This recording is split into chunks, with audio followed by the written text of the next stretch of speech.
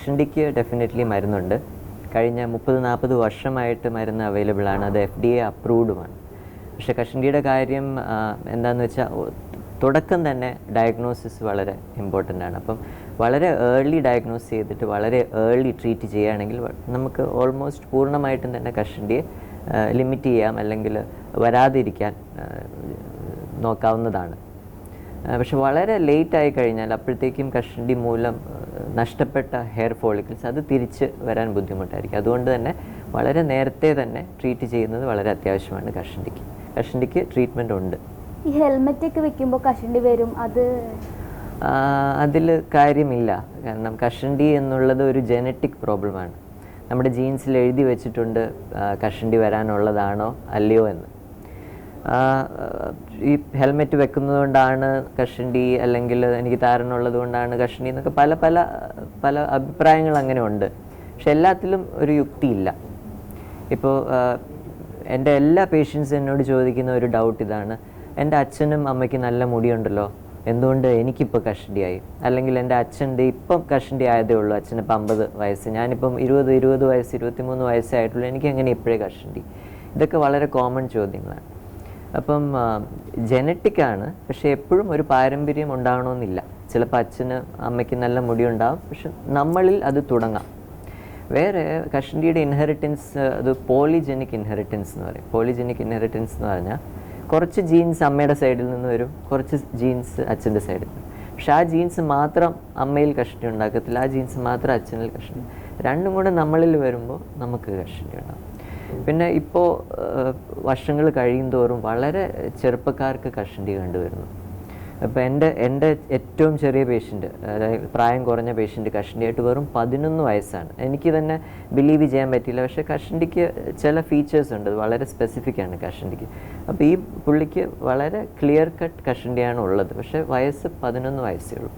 അപ്പോൾ പല പല ഫാക്ടേഴ്സ് പറയപ്പെടുന്നു ഇത് വേഗം കഷണ്ടി വരാനുള്ള ഫാക്ടേഴ്സ്. അത് ചിലപ്പോൾ പൊല്യൂഷൻ ആകാം, ചിലപ്പം താരനാകാം, ചിലപ്പോൾ സ്ട്രെസ്സുകൾ, വളരെയധികം സ്ട്രെസ്സുകളുള്ള ലൈഫ് സ്റ്റൈലാണല്ലോ ഇപ്പം നമുക്കുള്ളത്. അതൊക്കെ കോൺട്രിബ്യൂട്ടറി ഫാക്ടേഴ്സാണ്.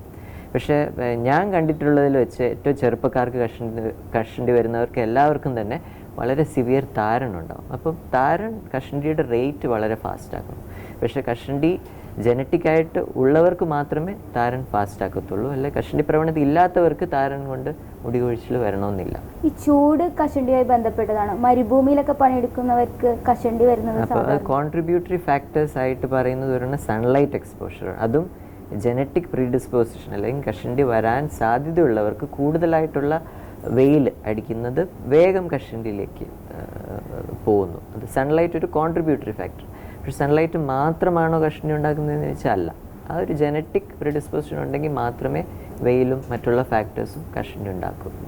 ഈ കഷണ്ടിക്ക് മരുന്നായിട്ട് രണ്ട് മരുന്നുണ്ട്. ഒരെണ്ണം തേക്കാനായിട്ടുള്ള ഒരു സൊല്യൂഷനുണ്ട്, ഒരു ടാബ്ലറ്റുകളുണ്ട്. ഇത് രണ്ടും USFDA അപ്രൂവ്ഡ് ആണ്. പക്ഷേ കഷണ്ടിയുടെ ഒരു കാര്യം അറിയേണ്ടതെന്ന് വെച്ചാൽ അത് ജനറ്റിക്കാണ്. നമുക്ക് ജീൻസിനെ മാറ്റാൻ ഇതുവരെ സാധിച്ചിട്ടില്ല. എത്ര ടെക്നോളജി വൈദ്യശാസ്ത്രം അഡ്വാൻസ് ആയാലും നമുക്ക് ഓൾറെഡി എഴുതി വെച്ചിരിക്കുന്ന ജീൻസ് മാറ്റാൻ പറ്റത്തില്ല. അപ്പോൾ എത്ര കാലം മരുന്ന് ഉപയോഗിക്കുന്നു അത്രയും കാലം നമുക്ക് കഷണ്ടി പിടിച്ചു നിർത്താൻ പറ്റും, മുടിയുടെ ലെവൽ. അപ്പം ഉണ്ട്, ട്രീറ്റ്മെൻ്റ് ഉണ്ട്. പിന്നെ ഇത് മാത്രമല്ല, വേറെ പ്രൊസീജിയേഴ്സുകളുണ്ട്. അപ്പോൾ ഇത് FDA അപ്രൂവ്ഡ് മരുന്നുകളാണ്. പ്രൊസീജിയേഴ്സായിട്ട് പല പല പ്രൊസീജിയേഴ്സ് ഓരോ വർഷങ്ങൾ കഴിയുന്തോറും പുതിയത് കണ്ടുപിടിച്ചുകൊണ്ട് വരുന്നു. മൈക്രോ നീഡ്ലിംഗ്, ലേസർ കൂം, അതായത് മുടി വളരാൻ വേണ്ടിയിട്ടുള്ള laser light therapy, low level laser light therapy, അങ്ങനെ പ്ലേറ്റ്ലെറ്റ് റിച്ച് പ്ലാസ്മ PRP അല്ലെങ്കിൽ വാമ്പയർ ട്രീറ്റ്മെൻറ്റ്, നമ്മുടെ തന്നെ രക്തം ഡ്രോ ചെയ്തിട്ട് അത് പ്രോസസ്സ് ചെയ്തിട്ട് അതിലെ പ്ലേറ്റ്ലെറ്റ് ഘടകങ്ങൾ മാത്രം എടുത്ത് തിരിച്ച് തലയിലേക്ക് ഇഞ്ചെക്ട് ചെയ്യുക. അങ്ങനത്തെ അഡ്വാൻസ്ഡ് കോസ്മെറ്റിക് പ്രൊസീജിയേഴ്സ് ഇപ്പോൾ പതുക്കെ വന്നുകൊണ്ടിരിക്കുന്നു. പക്ഷേ എല്ലാം ഒരു അഡ്ജുവൻ്റ് അല്ലെങ്കിൽ ആഡ് ഓൺ ആണ്. പഴയ നമ്മുടെ ട്രീറ്റ്മെൻറ്റിൻ്റെ കൂടെ ഒരു അഡീഷണൽ ബെനിഫിറ്റ് ഇത് കൊടുക്കത്തുള്ളൂ. അതല്ലാതെ കംപ്ലീറ്റ് ആയിട്ട് ക്യൂർ വിത്ത് പ്രൊസീജിയർ ഇതുവരെ ആകത്തില്ല. അപ്പോൾ ആ FDA അപ്രൂവ്ഡ് മരുന്നുകളോടൊപ്പം പ്രൊസീജിയറുകളൂടെ ചെയ്യുമ്പോൾ നമുക്ക് കൂടുതൽ ആഡഡ് ബെനിഫിറ്റ് കിട്ടും. സാറിന് മുഖക്കുരു അത് ഉണ്ടാവാനുള്ള പ്രധാന കാരണം? ഓക്കെ, അതെ, വളരെയധികം യുവാക്കൾ സഫർ ചെയ്യുന്ന ഒരു അസുഖമാണ് മുഖക്കുരു. മുഖക്കുരു ഒരു സെബേഷ്യസ് ഗ്രന്ഥി, അതായത് എണ്ണ ഗ്രന്ഥിയുടെ ഒരു അബ്നോമാലിറ്റിയാണ്. മുഖത്തെ എണ്ണ ഗ്രന്ഥികളുടെ അബ്നോമാലിറ്റി. ഇത് യൂഷ്വലി കൗമാരപ്രായക്കാർക്ക് കാണുന്നു. കൗമാരപ്രായത്തിൻ്റെ ഹോർമോൺസ് ഇൻഫ്ലുവൻസ് ചെയ്താണ് എണ്ണഗ്രന്ഥി കൂടുതലായിട്ട് എണ്ണ ഉൽപ്പാദിപ്പിക്കുന്നു. അതിൻ്റെ ഓപ്പണിംഗ് അടഞ്ഞു പോകുന്നു. അടഞ്ഞു പോയിട്ട് പല കാരകൾ, ബ്ലാക്ക് ഹെഡ്സ്, വൈറ്റ് ഹെഡ്സ് ഉണ്ടാകുന്നു. പിന്നെ അത് പഴുക്കുന്നു, ഇൻഫെക്റ്റഡ് പസ്റ്റ്യൂൾസ് ആകുന്നു, നോഡ്യൂൾസ് ആകുന്നു. അത് ഹീൽ ചെയ്യുമ്പോൾ അവിടെ കറുത്ത പാടുകൾ ഉണ്ടാകുന്നു. വളരെ വലിയ നോഡ്യൂൾ സിസ്റ്റൊക്കെ ആണെങ്കിൽ അത് ഹീൽ ചെയ്യുമ്പോൾ കുഴികളുണ്ടാകുന്നു. ഇതൊക്കെ വളരെ ഡിഫറെൻറ്റ് സ്റ്റേജസ് ഓഫ് മോക്കുരു. അപ്പം മെയിൻലി അതൊരു കൗമാരപ്രായക്കാരുടെ ഒരു പ്രോബ്ലമാണ്. ഹോർമോണൽ ഇൻഫ്ലുവൻസ് ഉണ്ട്. അപ്പം ഇത് ഒരു ആഴ്ച അല്ലെങ്കിൽ ഒരു മാസം കൊണ്ട് ക്യൂർ ചെയ്യാൻ പറ്റുമെന്ന് ചോദിച്ചാൽ ഇല്ല. ആ ഒരു കൗമാരപ്രായത്തിൻ്റെ ഹോർമോണൽ ഇൻഫ്ലുവൻസ് ഉള്ളിടത്തോളം കാലം മൂക്കുരു വന്നുകൊണ്ടിരിക്കും. അപ്പോൾ അതിനെ കൺട്രോൾ ചെയ്ത് നിർത്തണം. ഇപ്പം മിക്ക പഴയ ആൾക്കാർ, ഇപ്പം വളരെ മുതിർന്നവർ ഇപ്പം എന്നോട് സ്ഥിരം ചോദിക്കുന്ന ഈ മൂക്കുരുവൊക്കെ ട്രീറ്റ് ചെയ്യണം, ഒന്നും ചെയ്തില്ലെങ്കിൽ തന്നെയും ഒരു പ്രായം കഴിയുമ്പോൾ പോവില്ലേ എന്ന് എന്നോട് സ്ഥിരം ചോദിക്കുന്ന ഒരു ചോദ്യമാണ്. പക്ഷേ ഞാൻ അവരോട് പറയുന്ന അതെ, ഒരു പ്രായം കഴിയുമ്പോഴത്തേക്ക് പോകും. പക്ഷെ അതുവരെ സിവിയർ മൂക്കുരു ഉണ്ടാകുമ്പോൾ അത് നമ്മുടെ മുഖത്തെ സ്കാർ ചെയ്യും. അപ്പോൾ മൂക്കുരു ഉള്ള ഒരാൾക്കേ അതിൻ്റെ വിഷമം അറിയത്തുള്ളൂ. വളരെ സിവിയർ മുഖക്കുരു വരുമ്പോൾ അത് നമ്മുടെ കോൺഫിഡൻസിനെ അത്രത്തോളം ബാധിക്കും. അപ്പം കോൺഫിഡൻസിനെ ബാധിക്കുമ്പോൾ നമ്മുടെ കാര്യക്ഷമത അല്ലെങ്കിൽ എഫിഷ്യൻസിയും കുറഞ്ഞു വരുന്നു. ഒരു ഇൻഫീരിയോറിറ്റി കോംപ്ലക്സ് എപ്പോഴും ആ മൂക്കുരു ഉള്ളവർക്ക് ഉണ്ടാകും. അപ്പോൾ അതുമൂലം ഈവൻ മൂക്കുരു മാറിക്കഴിഞ്ഞാൽ ആ ഒരു കോംപ്ലക്സ്, ആ ഒരു ഇൻഫീരിയോറിറ്റി കോംപ്ലക്സ് ചിലപ്പോൾ നിലനിൽക്കും. അതുകൊണ്ട് തന്നെ മൂക്കുരു ട്രീറ്റ് ചെയ്യുന്നത് വളരെ അത്യാവശ്യമാണ്. സിവിയറിറ്റി കുറച്ച് നിർത്തിക്കഴിഞ്ഞാൽ അവരുടെ കോൺഫിഡൻസ് ഇമ്പ്രൂവ് ആവുകയും അവരുടെ കാര്യക്ഷമത ഇമ്പ്രൂവ് ആവുകയും ചെയ്യും. ആൻഡ് സ്കാർസിനെ പ്രിവെൻറ്റ് ചെയ്യാം. കറക്റ്റ് ടൈമിൽ നമ്മൾ മൂക്കുരുവിനെ ട്രീറ്റ് ചെയ്യുകയാണെങ്കിൽ അതുമൂലമുള്ള കുഴികളും കറുത്ത പാടുകളും സ്കാർസും ഉണ്ടാകത്തില്ല. അല്ലെങ്കിൽ സ്കാർ ട്രീറ്റ്മെൻ്റ് ആണ് ലേറ്റർ ഉദ്ദേശിക്കുന്നതെങ്കിൽ അത് മൂക്കുരുവിനെ ട്രീറ്റ് ചെയ്യുന്നതിനെക്കാട്ടും കോസ്റ്റ്ലിയാണ്. സ്കാർ ട്രീറ്റ്മെൻറ്റ് നമുക്ക് പ്രൊസീജിയേഴ്സ് ഉണ്ട്. ഡെർമാ റോളർ, സബ്സിഷൻ, ലേസർ, ഇതെല്ലാം വളരെ വളരെ കോസ്റ്റ്ലി പ്രൊസീജിയേഴ്സാണ്. പക്ഷേ മൂക്കുരു ട്രീറ്റ് ചെയ്യുന്നത് വളരെ ചീപ്പാണ്. അപ്പോൾ മൂക്കുരു ഉള്ള സമയത്ത് ട്രീറ്റ് ചെയ്യുകയാണെങ്കിൽ നമുക്ക് ഭാവിയിൽ സ്കാർ ട്രീറ്റ്മെൻറ്റും ഒഴിവാക്കാവുന്നതാണ്. ഈ മുഖക്കുരു ഉള്ളവർ എപ്പോഴും മുഖം കഴുകി കഴിഞ്ഞാൽ മൂക്കുരു ഒരു പരിധിവരെ ഇല്ലാതാക്കാൻ നല്ല പ്രവണതയാണ്. കാരണം ഞാൻ പറഞ്ഞതുപോലെ മൂക്കുരു പൊതുവെ എണ്ണമയം കൂടുതലുള്ളവർക്ക് കാണുന്നതാണ്. എണ്ണഗ്രന്ഥി അടയുമ്പോൾ ഉണ്ടാകുന്ന ഒരു അസുഖമാണ്. അപ്പോൾ എപ്പോഴും മുഖം കഴുകുന്നതുകൊണ്ട് നമ്മുടെ എണ്ണമയം കുറയ്ക്കാം. പ്ലസ് മൂക്കുരുവിൻ്റെ ആ പോഴ്സ് അടയുന്നത് നമുക്ക് പ്രിവെൻറ്റ് ചെയ്യാം. അപ്പോൾ ഇടയ്ക്കിടയ്ക്ക് കഴുകുന്നത് നല്ലതാണ്. ഒരു മൈൽഡ് ക്ലെൻസർ, ഓയിലി സ്കിന്നിന് വേണ്ട ഒരു മൈൽഡ് ക്ലെൻസർ അല്ലെങ്കിൽ സാലിസിലിക് ആസിഡ് അടങ്ങുന്ന ഒരു ക്ലെൻസർ വെച്ച് മുഖം റിപ്പീറ്റഡായിട്ട് കഴുകുന്നതും വളരെ നല്ലതാണ്. ഡയറ്റ് വളരെ ഇമ്പോർട്ടൻ്റ് ആണ് മൂക്കുരുവിന്. മൂക്കുരുവിന് ചില ഭക്ഷണ സാധനങ്ങൾ മൂക്കുരു കൂട്ടുന്നു. അത് ഇപ്പോൾ പബ്ലിഷ് ചെയ്ത ആർട്ടിക്കിൾസിലെല്ലാം പാൽ പ്രോഡക്ട്സും പാലും വളരെ നൊട്ടോറിയസ് ആണ് മൂക്കുരു കൂട്ടാൻ. അതിന് പല മെക്കാനിസം പറയുന്നുണ്ട്. അപ്പോൾ കഴിയുന്നതും പാല്, cheese, chocolate, milk chocolates, ice creams, പിന്നെ ഭയങ്കര ഷുഗറി ഫുഡ്സ്, വളരെയധികം ഷുഗറി ഫുഡ്സ് പെട്ടെന്ന് എണ്ണഗ്രന്ഥിയെ സ്റ്റിമുലേറ്റ് ചെയ്യും, കൂടുതൽ എണ്ണമയം ഉണ്ടാവുകയും ചെയ്യും. അപ്പോൾ കഴിയുന്നതും ഷുഗറി ഫുഡ്സും പാൽ പ്രോഡക്ട്സും റെസ്ട്രിക്റ്റ് ചെയ്യുന്നത് വളരെ നന്നായിരിക്കും. മിറിൻഡ, ഫാൻഡ, പെപ്സി, ടാങ്, ഇതുപോലെ പല പല കാർബണേറ്റഡ് ഷുഗറി ഡ്രിങ്ക്സ് ഉണ്ടല്ലോ, അതും കഴിയുന്നതും ജങ്ക് ഫുഡ്സും ഇതെല്ലാം ഒന്ന് ലിമിറ്റ് ചെയ്യുന്നതായിരിക്കും നല്ലത് മൂക്കുരുക്കാർക്ക്.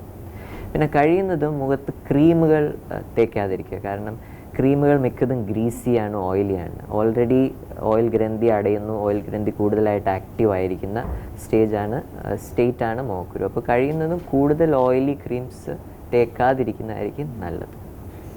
ഈ മുഖത്ത് കുരുള്ളവർ ഏത് തരം ഫേസ് വാഷ്, സോപ്പൊക്കെ യൂസ് ചെയ്യുന്നത്? ഞാൻ സോപ്പ് റെക്കമെൻഡ് ചെയ്യാറില്ല. യൂഷ്വലി ഫേസ് വാഷാണ് റെക്കമെൻഡ് ചെയ്യുന്നത്. കാരണം സോപ്പ് കുറച്ച് ആൽക്കലൈനാണ്, സ്കിന്നിനെ ഇച്ചിരി കൂടി ഇറിറ്റേറ്റ് ചെയ്യുന്നു. Face wash usually skin P H അല്ലെങ്കിൽ അസിഡിക് പി എച്ചിലാണ് മെയിൻറ്റെയിൻ ചെയ്യുന്നത്. അപ്പോൾ മൂക്കുരുക്കാർക്ക് സാലിസിലിക് ആസിഡ് അടങ്ങുന്ന ഫേസ് വാഷസ് വളരെ നല്ലതാണ്.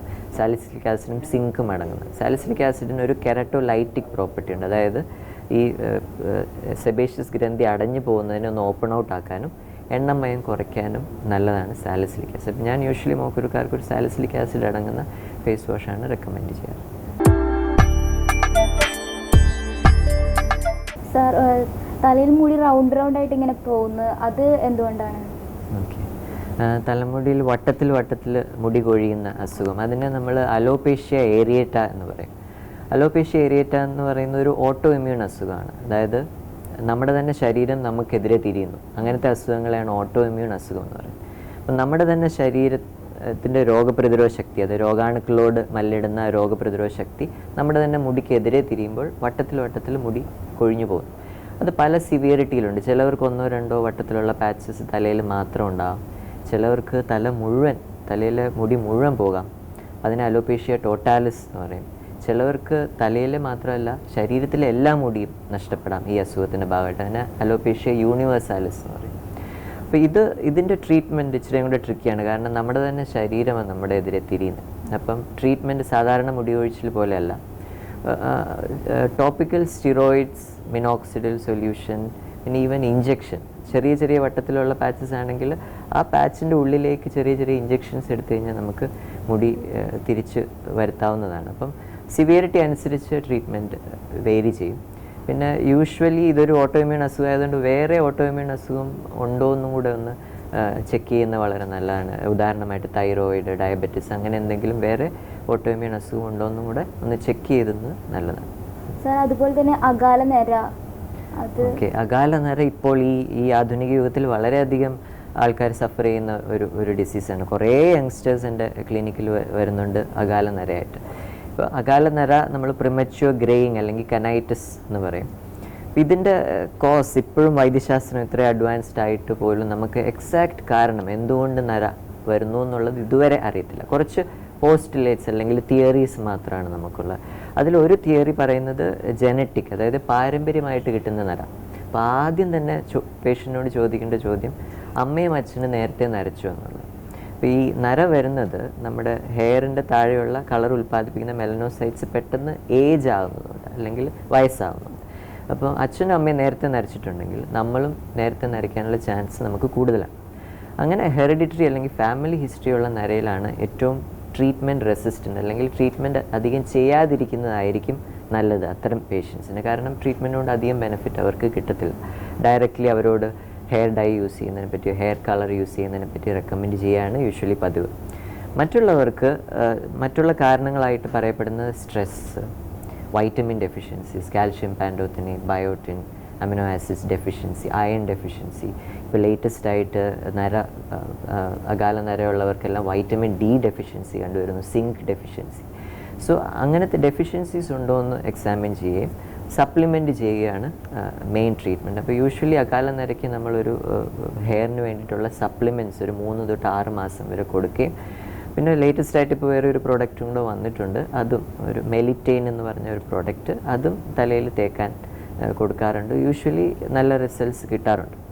ഓക്കെ, ഈ ഡൈ കളറൊക്കെ ഉപയോഗിക്കുമ്പോൾ ഹെയർ പൊഴിയാനായിട്ട് ഓക്കെ, ഇപ്പം എന്നോട് ചോദിക്കുകയാണെങ്കിൽ ഞാനൊരു കോസ്മെറ്റിക് ഡെർമറ്റോളജിസ്റ്റാണ്. അപ്പം മുടിയിൽ ഹെയർ ഡൈ യൂസ് ചെയ്യാവോ എന്ന് എന്നോട് പേഷ്യൻസ് ചോദിക്കുകയാണെങ്കിൽ നമുക്ക് നല്ല മുടി ഉണ്ടെങ്കിൽ തന്നെയും അത് വെളുത്തിരുന്നാൽ അല്ലെങ്കിൽ നരച്ചിരുന്നാൽ അതിനൊരു ഭംഗിയില്ല. അപ്പോൾ മുടി എന്ന് പറഞ്ഞാൽ ഒരു എസ്തെറ്റിക് ഇതിന് വേണ്ടിയിട്ടാണ് അല്ലെങ്കിൽ ഒരു കോസ്മെറ്റിക് അപ്പീലിന് വേണ്ടിയിട്ടാണ് മുടി. അപ്പോൾ അത് നല്ല തിക്കാണെങ്കിലും നരച്ചിട്ടുണ്ടെങ്കിൽ അതിന് ഭംഗിയില്ല. അതുകൊണ്ട് ഞാൻ പേഷ്യൻസിനോട് ഹെയർ ഡൈ യൂസ് ചെയ്യേണ്ട എന്ന് പറയാറില്ല. ഹെയർ ഡൈ യൂസ് ചെയ്തോളൂ എന്ന് തന്നെയാണ് പറയുന്നത്. പക്ഷേ യൂഷ്വലി എല്ലാ പേഷ്യൻസിനും ഹെയർ ഡൈയോട് അലർജി ഉണ്ടാകണമെന്നില്ല. മിക്ക